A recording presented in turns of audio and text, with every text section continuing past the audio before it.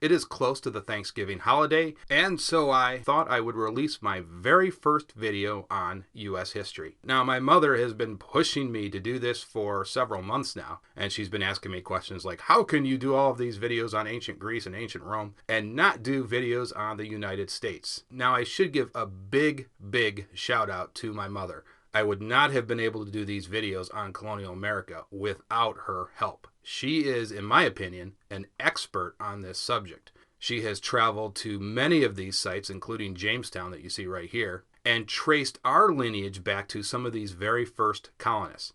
And she's done that through a lot of legwork, and that involves, of course, genealogy. And it is not as easy as you think. A lot of these records are actually not in the digital media yet. And so she's had to travel to a lot of these locations and go through all these dusty books to link up our relatives back to some of these very first colonists. And actually, she's been able to join a few of these founding societies. And some of these societies will only let you in if you can prove that you were related to some of these very first settlers. So again, a big thanks to my mom for helping make this video possible. Now, Colonial America is generally agreed to have started in the year 1607. And in that year, Jamestown was settled in the colony of Virginia, and that was the first English settlement in the New World. Now, we will talk about all the dates and settlements in the next several videos. This is sort of a primer to get you started on Colonial America. Now, the end of Colonial America is often cited as the year 1776.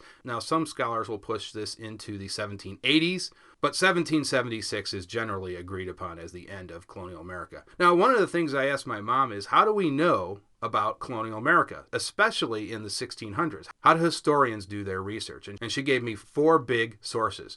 One of those are church records, and churches kept a lot of records. So if there was a baptism or if there was a marriage, that would have been written down and documented, and so historians can trace quite a bit of activity through church records. Another big source are colonial diaries, and these are very important because they gave us a look at what colonial life was like in those days. Now, a lot of these diaries were written in Shakespearean English. So if you read those in Shakespearean English, you will see words like thee and thou. Now, you probably will need a translator. My mom actually does not need a translator. She has read so many of these diaries, she can actually read these without needing a translator, which I find quite amazing.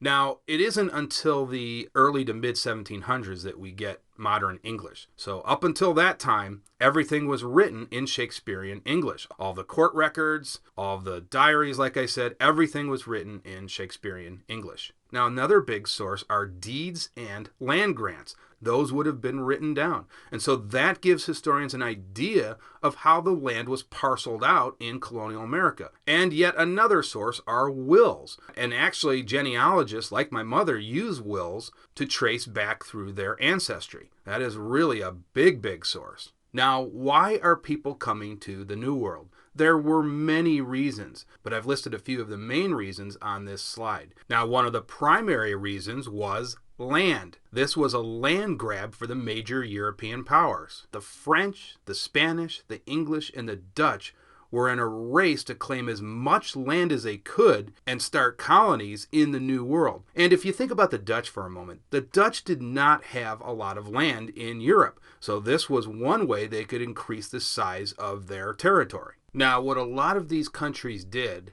was they set up private companies to handle the colonization of the New World. So this was a normal company. It would have had a board, it would have had investors, and so this company handled the entire investment. They invested in the ship to start a settlement in the New World, and in return, they received goods produced by the settlers. They would be sent back to the company. And so that process was used in several countries. And you can see the East India Company in London. That was one of the largest trading companies in England at that time. Now, another big reason was religion. Many groups were seeking religious freedoms, and many of these groups came from England. So groups such as the Puritans, the Quakers, the Pilgrims, they all traveled to the New World so they could practice their religion freely. And many of these groups were in the North. So areas such as Massachusetts, Pennsylvania, they had a very heavy religious presence. Now, the other group were the land-owning gentry. and we'll talk more about them in the next few slides. These were usually large plantation owners who grew crops such as tobacco.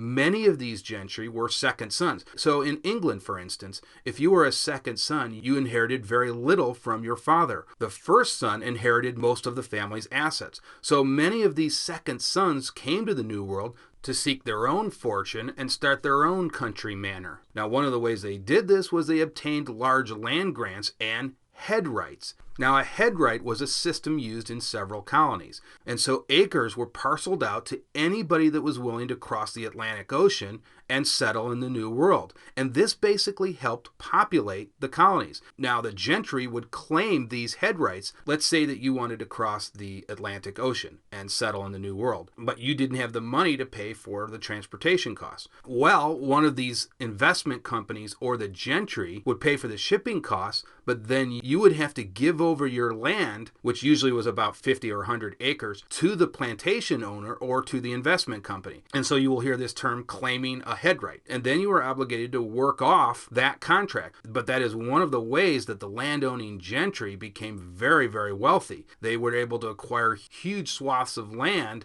through claiming head rights. Now, those were indentured servants who voluntarily came across. There were some people who didn't want to come across. Now, some of those were indentured servants as well, and others were slaves. Now, there were all kinds of shenanigans going on because remember, they needed two things. First is they needed bodies over in this New World. They needed people to do the manual labor. So some people were literally kidnapped right off the streets, put on boats, and forced to sign these contracts to hand over their land, and then they would have to work off the term of their contract in the New World. And sometimes convicts were sent over the New World. There were all kinds of people being forced against their will to go over to the New World. So let's take a look at the social classes in colonial America. And there are four general classes that we can talk about. There is the upper class. Now that can be divided into two generic types. The landowning gentry, and we talked about the gentry in the last slide. These were the large plantation owners, predominantly in Virginia and South Carolina. And they not only controlled the plantations, they also controlled the government. So the House of Burgesses, the courts, all of the important religious offices would have been controlled by the gentry. So there was a huge division between the upper classes and the lower classes. Now, in most of the colonies, only property owners could vote. And furthermore, women could not own property. So if you married a woman whose father had a lot of property, if he wanted to give property to his daughter, he would have to give the property to you. It had to be in your name. And as I mentioned, again, only gentry could participate in the government. They held all of the important government positions. Now, if you were part of the gentry, and let's say your name was Stephen Jones, you would sign your name Stephen Jones Gentry, and that would identify you as part of the gentry. Now, it's important to note that the gentry were one step below royalty, but they were not royalty. So just keep that in mind. Now, in the North, as I said, especially in New England, religious groups played a major role, and so they formed the upper class in New England. This would have been the clergy and magistrates, and by the way, religious groups founded some of the first great universities in America. So Harvard and Yale, they were formed originally by the Puritans, and so college professors and administrators also formed the upper class in New England. Now, there was also a middle class. Now, in colonial times, they would have been called middlings. And in the early colonial times, there really wasn't a middle class, but it became stronger and stronger and began to grow in size, especially as indentured servants fulfilled their contracts, and then they were free to do whatever it is they wanted to do. And many of these indentured servants would become traders, shopkeepers, and very powerful merchants in their own right. But there were a lot of indentured servants that were very, very poor. Now, below the middle class were indentured servants, and we've been talking quite a bit about them. They were just one step above a slave. And as I said, indentured servants would have to sell their labor for the cost of a boat ride.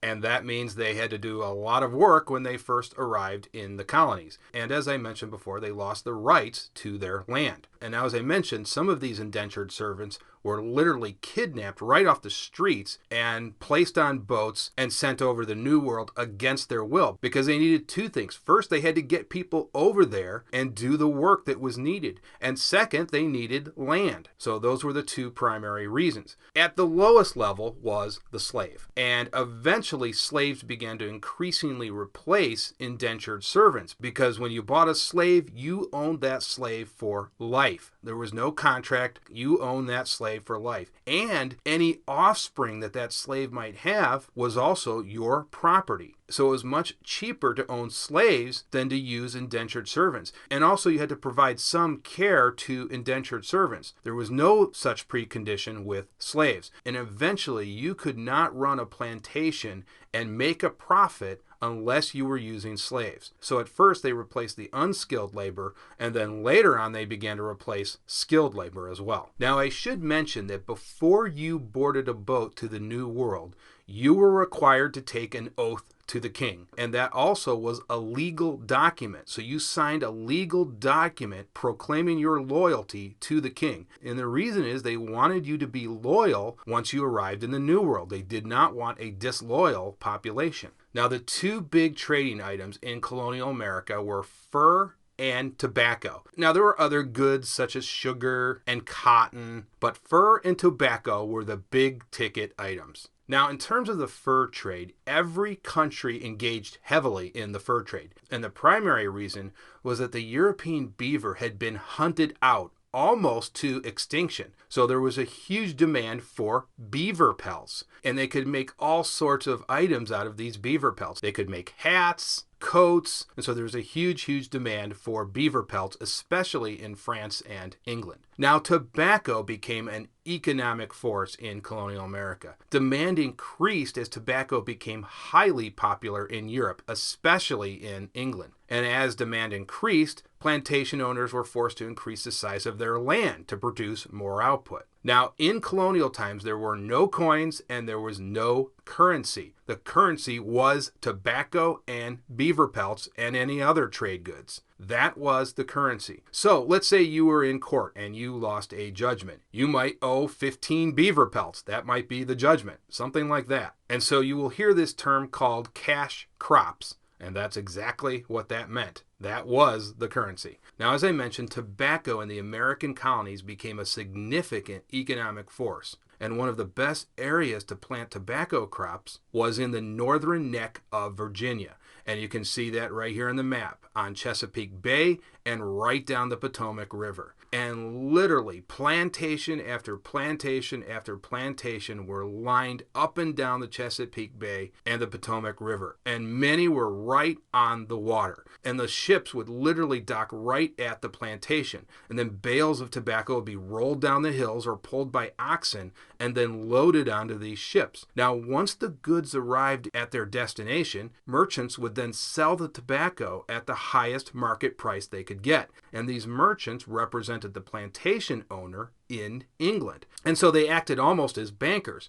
And after they sold the tobacco, they would distribute the proceeds accordingly. A large majority of the money would go to the investment company that sponsored the plantation. Some of the money would go back to the merchant, and whatever was left over would be returned to the plantation owner. Often this was in the form of goods sent back on the ship to the plantation. They didn't really need money or currency, they needed items. So these might have been common household items such as utensils and even equipment for the plantation, because keep in mind, especially in early colonial times, there was not an industry. So a lot of items could not be produced in colonial America. They had to be imported from England. And one of the ways they acquired these goods was through the tobacco trade. Now, a lot of tobacco shipments were actually branded with a signature unique to its planter. And so it acted almost as a seal of approval. And your reputation as a tobacco planter was literally made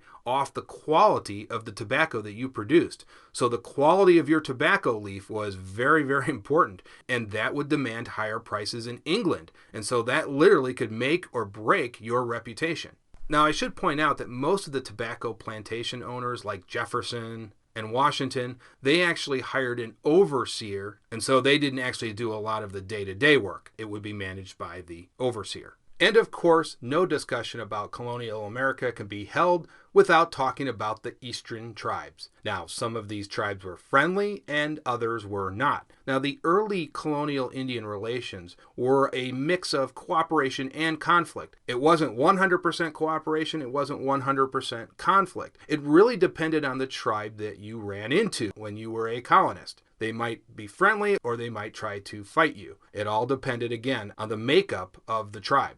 Now, as plantation owners needed more land for their growing plantations, they would often purchase the land from Native Americans, or they simply took it. But when they purchased the land, it was usually for trade goods. So they might provide the Indians with knives, axes, cooking utensils, and a host of other goods. But later on, it became harder to acquire land from Indians because there was simply less of it. They were running out of land on the coastal regions. Now, tribes also participated in fur trapping. Once they realized that there was a huge demand for beaver pelts, the tribes began to trap beavers as well. And they could use those beaver pelts to trade for colonial goods. And we mentioned some of those goods earlier. Now, Native Americans who had friendly relations with the colonists had a significant advantage over their rivals who did not, because the Native American tribes that were friendly with colonists might be able to acquire weapons, guns, and that could provide them with a significant advantage over their rivals. Now, Indians were primarily hunter-gatherers,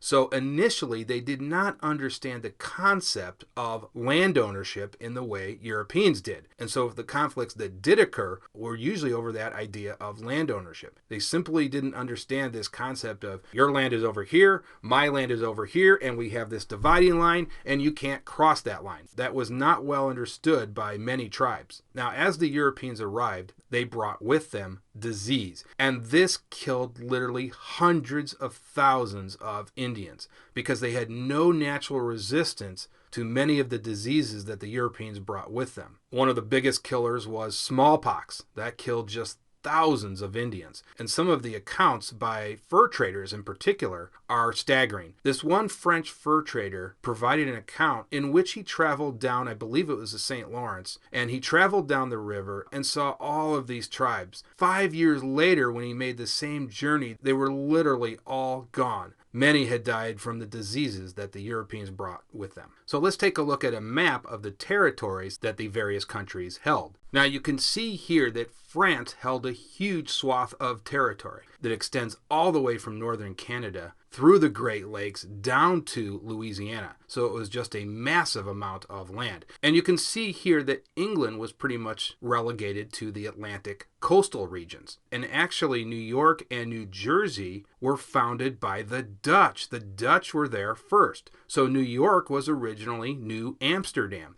And that went back and forth throughout the 1600s. It would actually switch hands. Eventually, the English kicked the Dutch out and they renamed New Amsterdam to New York. And we'll talk about that in upcoming videos. Now, one thing you'll notice is that most of the towns and cities were formed on water because there were no roads. You moved around by water, water, and more water. So if you take a look at the St. Lawrence River, you'll see that the river is dotted with these towns and cities. Quebec, Montreal. So that was the main form of transportation because, as I said, there were no roads. Now, there were some Indian paths, and actually before that, those were animal paths. And then they became Indian paths, and that's how the Indians could get around, is using these Indian paths. And eventually, some of those Indian paths became American roads. So if you were a colonist and you had a list of items to ship back from England or France, you probably did not ask for a carriage. That was not going to do you a lot of good. But you might ask for an axe or cooking utensils,